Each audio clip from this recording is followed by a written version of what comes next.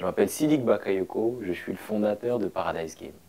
Paradise Game a été créé depuis environ 5 ans et l'idée pour nous c'était de divertir, d'éduquer et de donner du pouvoir ou d'une certaine manière d'autonomiser la jeunesse africaine en utilisant le jeu vidéo. Notre vision c'est de pouvoir influencer et interagir avec 200 millions de jeunes dans les 5 prochaines années. Et ça, au travers du jeu vidéo et de l'e-sport. Qui est Paradise Game et qu'est-ce que nous faisons? Aujourd'hui, Paradise Game, c'est environ 5 blocs d'activités. Le premier, c'est l'activité événementielle. Nous organisons un certain nombre de tournois et d'événements liés à l'univers du jeu vidéo pour permettre aux jeunes de se rassembler. La deuxième activité, c'est l'activité de salle de jeu. En créant notre salle de jeu Paradise Game Center à Yopougon, qui fait environ 1200 mètres carrés, notre objectif était de pouvoir créer un hub, un endroit dans lequel tous les joueurs de Côte d'Ivoire pouvaient se retrouver lors des événements majeurs. Mais aussi un endroit dans lequel les joueurs de Yopougon pourraient se retrouver une fois par semaine, une fois par mois pour venir jouer avec les dernières consoles, avec tous les derniers équipements et pouvoir se mettre en situation de compétition. Dans cette salle de jeu, nous avons une connexion à la fibre optique, donc ce qui leur permet même de jouer aujourd'hui en ligne avec des gens qui sont en Chine, au Japon, aux États-Unis ou en Europe. Donc bientôt, on pourra avoir des jeunes qui sont capables de jouer à des tournois internationaux sur Internet, et tout ça depuis le confort de leur salle de jeu. Le troisième bloc d'activité, ce sont les contenus. Nous avons créé en 2018 une émission en partenariat avec le YOLO Media Factory. Salut les gamers, alors ça faisait longtemps qu'on s'était pas retrouvés dans une salle de jeu, alors aujourd'hui je vous emmène à Yopougon GFCI pour découvrir la salle My Virtual Place. Allez, suivez-moi. Nous sommes maintenant à Yopougon en présence de monsieur Sidik Fofana qui va nous présenter sa salle My Virtual Place. Et l'idée pour nous c'était de mettre en valeur l'univers du jeu vidéo africain. De pouvoir montrer les joueurs, de pouvoir montrer les développeurs de jeux, de pouvoir montrer l'ensemble des acteurs de l'écosystème du jeu vidéo. Parce qu'aujourd'hui, quand on parle du jeu vidéo, on parle d'une industrie. Et derrière cette industrie-là, il y a des hommes et des femmes. Et donc, il est important de pouvoir les montrer pour donner envie à ceux qui ne sont pas encore dans l'univers du jeu vidéo de passer derrière le rideau et pour montrer à ceux qui sont déjà dans l'univers du jeu vidéo que cet univers est en train de se professionnaliser, qu'il y a énormément d'acteurs qui font des choses intéressantes, que ce soit en Côte d'Ivoire, que ce soit au Sénégal, que ce soit au Nigeria, au Ghana et un peu partout. Et tout ça, c'est possible. Mais pour ça, il faut pouvoir le montrer. Pour ça, il faut pouvoir montrer ces acteurs-là et montrer aux autres que c'est possible.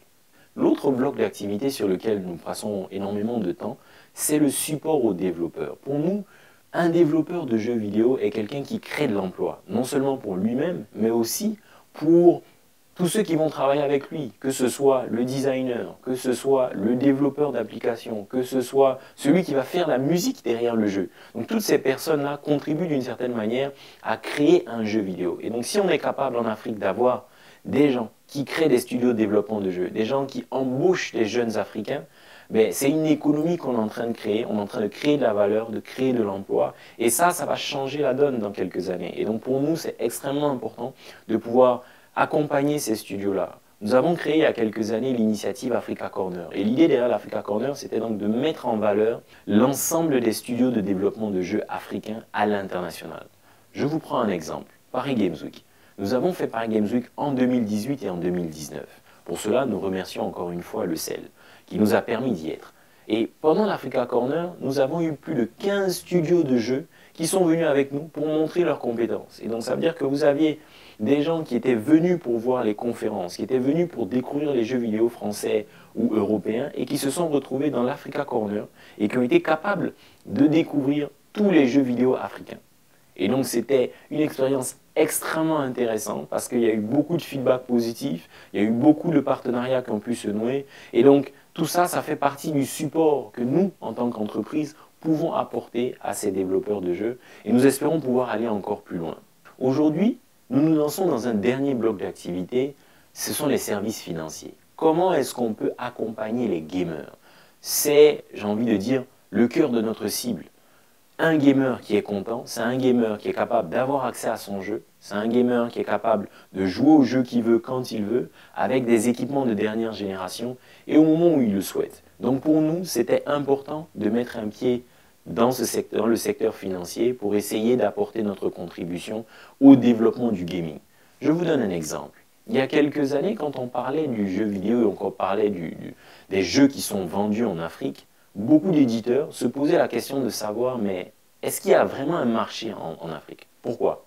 Mais parce qu'aujourd'hui, une personne qui veut acheter un jeu vidéo et qui est basé en Afrique va aller en France, va aller en Angleterre ou va aller aux États-Unis pour aller acheter son jeu, le faire venir ici généralement dans sa valise ou via un revendeur qui ne va pas forcément déclarer ce jeu-là comme venant en Afrique. Et finalement, ce jeu ne va peut-être jamais apparaître dans les chiffres comme étant vendu en Afrique. Et donc pour nous, il faut changer ça. Et le moyen de le changer, c'est la digitalisation des paiements. C'est la possibilité pour quelqu'un qui est ici de pouvoir payer en ligne son jeu. Et ça va permettre d'une certaine manière à tous ceux qui sont des éditeurs et à tous ceux qui vendent et commercialisent des jeux en ligne de pouvoir savoir où est-ce que leurs jeux sont vendus. Et donc, grâce au téléphone mobile aujourd'hui, on voit qu'il y a une évolution et une transformation très intéressante. Parce que quand vous utilisez votre mobile pour faire des achats, on peut voir si vous êtes en Côte d'Ivoire, on peut voir si vous êtes au Ghana, en Gambie. Et donc, d'ici quelques années, ça permettra aux éditeurs et à tous ceux qui construisent ou fabriquent des équipements de jeux de pouvoir savoir où investir le plus d'argent et où aller pour pouvoir accompagner l'écosystème ou tout ce qui se passe en ce moment sur le pays. 2020 a été une année extrêmement difficile pour toutes les entreprises, notamment à cause de la Covid. Pour nous, à Paradise Games, ça a été très difficile parce que nous avions prévu énormément de projets. Nous avions des projets de circuits tournois, que ce soit pour la Côte d'Ivoire, que ce soit pour un certain nombre de pays de la sous-région. Nous avions prévu d'ouvrir d'autres salles de jeu. Nous avions des projets d'émissions. Mais tout ça n'a pas pu être possible. Mais ce n'est pas bien grave. Nous sommes heureux de pouvoir continuer l'aventure. Nous sommes heureux d'être encore en vie. Et nous remercions tous ceux qui nous accompagnent et qui nous ont soutenus, même pendant cette période difficile. Et pour nous, c'est le moment de lancer aussi un appel à tous ceux qui sont dans cette industrie et tous ceux qui travaillent au quotidien pour essayer de faire avancer le gaming. Nous leur disons de tenir, de continuer, parce que ce n'est pas facile, mais on y arrivera. Maintenant, on en vient au sujet qui nous réunit aujourd'hui, le FEJA. Qu'est-ce que le FEJA? Alors, pour parler du FEJA, j'aimerais tout d'abord vous présenter une petite vidéo qui récapitule un peu les 4 années du FEJA, parce que cette année, c'est la 4e édition. Donc regardons un peu les images et ensuite je vous expliquerai tout.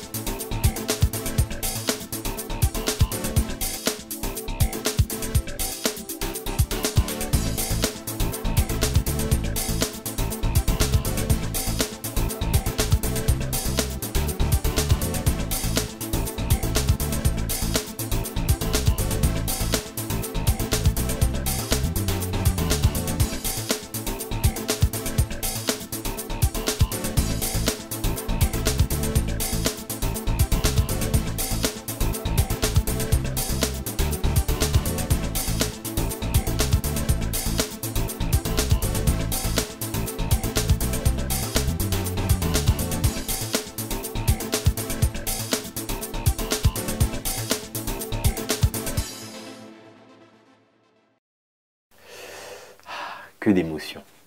Le FEJA. Le FEJA a été créé avec l'ambition de révolutionner l'industrie du jeu vidéo.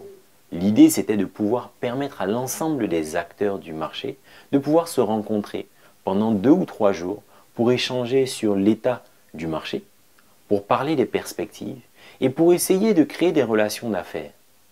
Vous avez aujourd'hui des grands événements comme Paris Games Week, comme Gamescom ou encore comme E3 aux États-Unis. Et donc chacun des continents a au moins un événement majeur qui réunit l'ensemble de ces acteurs. Mais jusqu'à aujourd'hui, l'Afrique n'a malheureusement pas encore son événement majeur qui réunit les personnes du Nord, du Sud, de l'Est et de l'Ouest. Beaucoup d'événements existent, mais ce sont des événements régionaux ou des événements uniquement dédiés à un seul pays. Et ça devait changer. Alors quand nous avons lancé le FEJA, nous avons eu l'ambition de toucher énormément de pays. Et donc dès la première année, nous avions environ 5 pays. Et l'année dernière, nous avons eu plus de 10 pays africains qui sont venus en Côte d'Ivoire pour pouvoir participer au FEJA. C'était une expérience extrêmement enrichissante. Ça a permis de créer des relations d'affaires, ça a permis à des gamers de nouer des relations avec des communautés de gamers un peu partout. Et donc aujourd'hui, vous avez des jeunes de Côte d'Ivoire qui jouent en ligne avec des jeunes du Cameroun, qui jouent en ligne avec des jeunes du Ghana, du Nigeria. Certains se diraient la langue est une barrière, mais finalement le jeu vidéo permet de lier les gens. Ils arrivent aujourd'hui à continuer à échanger avec ces personnes-là qui sont venues en Côte d'Ivoire. Et ça, c'est vraiment quelque chose de magnifique. Et nous espérons que les prochaines années, nous pourrons avoir encore plus d'événements de ce type. Le FEJA 4.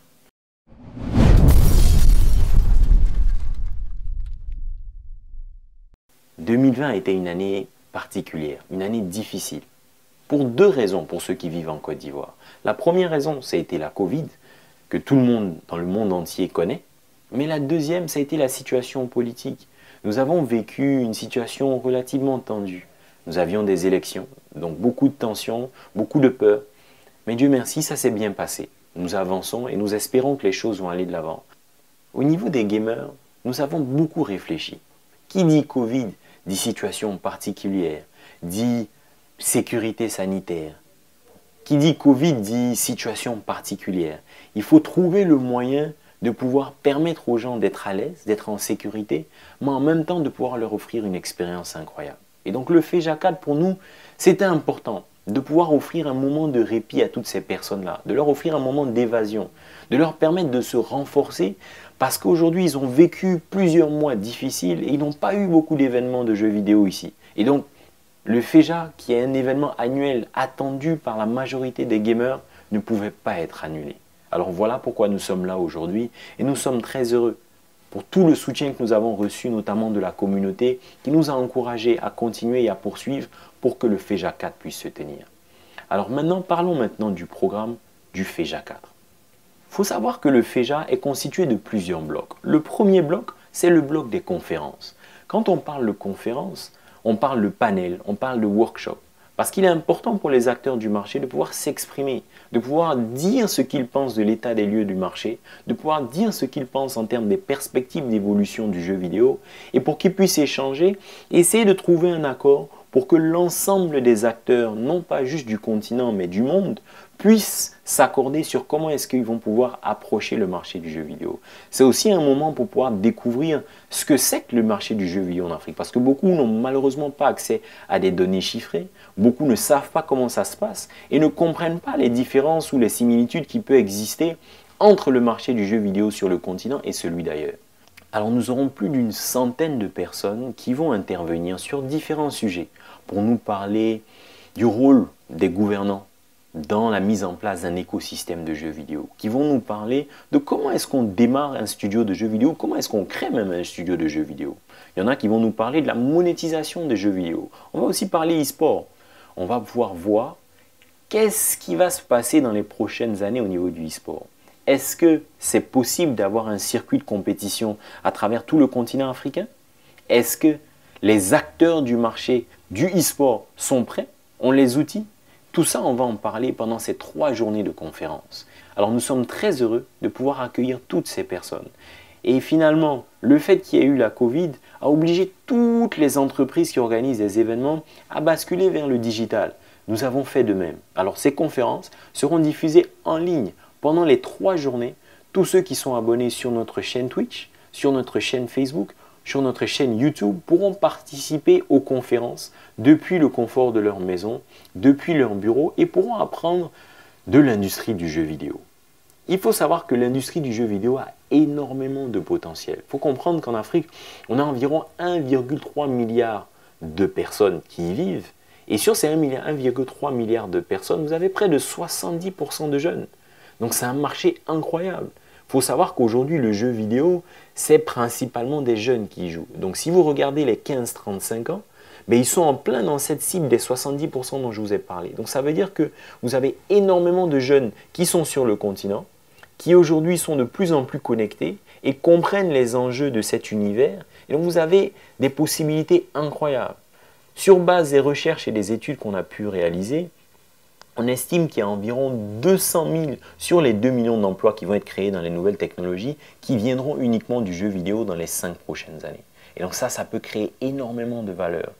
Vu qu'à l'international, on parle aujourd'hui de 130 milliards de dollars, voire même 150 même quand on regarde les derniers articles, 150 milliards de dollars qui sont générés chaque année sur le jeu vidéo. Et ça va continuer d'avancer. Donc aujourd'hui, l'Afrique devrait être capable de pouvoir générer entre 5 et 10% dans les 5 prochaines années. Et tout ça, ça dépend de vous, ça dépend de nous. Et donc, nous serons très heureux de pouvoir suivre les discussions. On va voir comment est-ce qu'on est capable d'aborder ces différents challenges et comment est-ce que l'Afrique peut prendre une part importante dans cet écosystème du jeu vidéo. Le thème de cette année, c'est du divertissement au business. From fun to play, from fun to business ou from play to business. L'idée pour nous, c'était de montrer comment est-ce que pendant 15 ou 20 ans, voire même un peu plus, les jeunes en Afrique ont joué aux jeux vidéo, surtout pour son aspect ludique, parce que c'était intéressant, parce que ça permettait de pouvoir passer du bon temps, ça permettait de pouvoir s'amuser, ça permettait d'avoir un peu de bonheur. Mais aujourd'hui, le jeu vidéo est en train de changer. Il est en train de devenir un véritable business. Donc, c'est important pour nous en tant qu'acteurs de regarder le jeu vidéo des deux manières. Oui, c'est divertissant, c'est ludique, mais aujourd'hui, ça peut créer de la valeur. Aujourd'hui, ça peut créer de l'emploi. Et donc aujourd'hui, allons-y, regardons ce qui est en train de se faire et essayons de voir dans quelle mesure on peut contribuer au développement de cet univers. Je ne pourrais pas poursuivre sans remercier les sponsors, ceux qui ont accepté de nous accompagner pour cette édition difficile qu'est le FEJA 4. Alors je tiens à saluer Bandai Namco, je tiens aussi à saluer Ubisoft, qui aujourd'hui ont accepté de faire confiance à une entreprise africaine qui aujourd'hui est dans l'univers du jeu vidéo et a d'énormes ambitions. C'est un signe pour l'ensemble des acteurs. Ça montre qu'aujourd'hui c'est possible de le faire et ça devra encourager tout le monde à poursuivre dans la dynamique. Et espérons que d'ici quelques années, tous pourront profiter du support et du soutien de l'ensemble de ces entreprises qui aujourd'hui investissent énormément dans le développement du jeu vidéo. Mais aussi, je tiens aussi à saluer l'ensemble des entreprises qui nous accompagnent encore aujourd'hui ou qui nous ont accompagnés les années précédentes, notamment Orange Côte d'Ivoire, YOLO Media Factory, le Palais de la Culture, qui nous a accompagnés pendant plusieurs années, qui nous a hébergés et qui nous a permis de lancer le FEJA. Je tiens aussi à saluer ceux qui ont accompagné Paradise Game.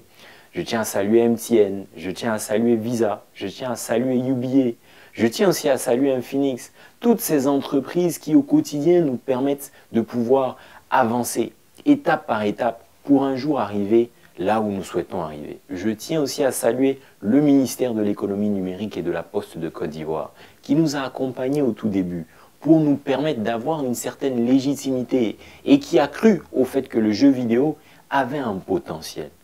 Je ne pourrais pas oublier la radio-télévision ivoirienne qui nous accompagne et qui nous a accompagnés depuis le début.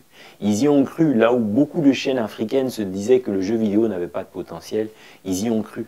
Ils ont accompagné le FEJA, ils ont accompagné l'émission Paradise Game Show et ils continuent de nous accompagner aujourd'hui, alors on les remercie. Car c'est grâce à l'ensemble de ces structures et grâce à l'ensemble des partenaires de l'écosystème que le jeu vidéo en Afrique va prendre une place importante. Nous avons deux blocs de tournois. Nous avons les tournois majeurs et les side events. Au niveau des tournois majeurs, commençons par les simulations de football. L'Afrique est connue pour adorer le monde du football. Alors en matière de jeux vidéo, c'est plus ou moins la même chose. Les deux grands jeux de football sont FIFA 21 et PES 21. Alors les jeunes vont s'affronter sur ces deux jeux majeurs. Ensuite, nous avons les jeux de versus fighting, les jeux de combat, comme certains les appellent aussi. Il y en a deux. Il y a Street Fighter et surtout Tekken. Tekken aujourd'hui est un véritable phénomène. Vous avez énormément de jeunes qui s'intéressent à Tekken, que ce soit en Côte d'Ivoire ou même partout sur le continent africain. Petit clin d'œil à Bandai Namco. Ensuite, vous avez Fortnite, une véritable révolution ces dernières années. Un public un peu plus jeune, mais qui adore l'univers du jeu. Et donc, vous aurez des tournois sur Fortnite. Cette année, malheureusement, les tournois sur Fortnite se feront uniquement en ligne. Donc, personne ne sera à la salle, mais nous sommes sûrs que même à distance, ils pourront se frotter aux meilleurs joueurs du continent. Ensuite, vous avez les side events. Au niveau des side events, vous aurez Naruto. Naruto est probablement l'un des jeux de versus fighting qui attire le plus de jeunes, notamment ceux qui sont en bas de 25 ans. Ensuite, vous avez les Call of Duty sur console, donc Call of Duty Warzone, et aussi Call of Duty mobile, qui a montré ces dernières années qu'il y avait énormément de personnes qui commençaient à jouer à ce type de jeu sur leur téléphone portable. Autre type de jeu de tir sur mobile, PUBG, qui lui aussi fait son entrée au FEJA 4. Clash Royale pour les amateurs de jeux de cartes sera présent au FEJA 4. Madden. Beaucoup de personnes en Afrique ne connaissent même pas le football américain. Mais nous avons la chance, par exemple en Côte d'Ivoire, d'avoir une fédération qui fait énormément de choses pour accompagner le développement et la mise en valeur du jeu. Et surtout la mise en valeur de ce sport qu'est le football américain. Alors nous sommes heureux d'accueillir pour une deuxième fois un tournoi Madden avec, je suis sûr, énormément de personnes qui viendront pour s'inscrire et énormément de personnes qui nous feront plaisir sur du football américain. Le dernier jeu des side events, c'est NBA 2K. Le basket, tout le monde l'adore. Et donc, bien entendu, dans les jeux vidéo, nous aurons droit aussi à des compétitions sur NBA 2K. Troisième gros bloc important du FEJA 4, ce sont les awards. Alors, cette année, nous avons souhaité célébrer la créativité africaine et montrer les performances des e-sportifs africains. Vous avez les Césars, vous avez les Oscars, mais au niveau du jeu vidéo, vous avez aussi des awards. Et en Afrique, nous sommes heureux de pouvoir annoncer que pour la première fois, vous aurez des awards africains pour récompenser nos stars, récompenser les créateurs de jeux vidéo, récompenser les e-sportifs, mais je n'en dirai pas plus. Je vous donne rendez-vous vendredi pour tout savoir sur les FEJA Awards. Le dernier bloc du FEJA, c'est le village. Alors le village, c'est pour permettre à tous ceux qui ne sont pas forcément des compétiteurs, tous ceux qui ne sont pas forcément des athlètes de e-sport, de venir profiter des animations, de venir profiter des tests et de faire même des démos, de pouvoir venir au FEJA et de pouvoir découvrir le meilleur du jeu vidéo, la réalité virtuelle. Cette année, nous aurons même les consoles de dernière génération, la PS5 et la Xbox Series X. Alors, ne le manquez pas. Si vous êtes à Abidjan, venez faire un tour à Cosmos Yopougon samedi 5 et dimanche 6. Vous pourrez découvrir les dernières consoles de jeux vidéo. Je salue aussi la Librairie de France, Cosmos Yopougon, Vibe Radio et l'ensemble des partenaires, que ce soit les partenaires écosystèmes, que ce soit les partenaires médias, que ce soit toutes les entreprises qui ont accepté de nous accompagner et qui nous ont aidés à construire qui nous sommes aujourd'hui. Alors vraiment, merci, merci. Je profite de l'occasion encore une fois pour dire merci à tous ceux qui sont présents aujourd'hui sur le flux live. Je dirais merci pour avoir pris le temps de nous écouter. Merci pour avoir pris le temps d'accompagner d'une certaine manière l'écosystème du jeu vidéo. Merci encore une fois à tous. Ensemble, on est plus fort.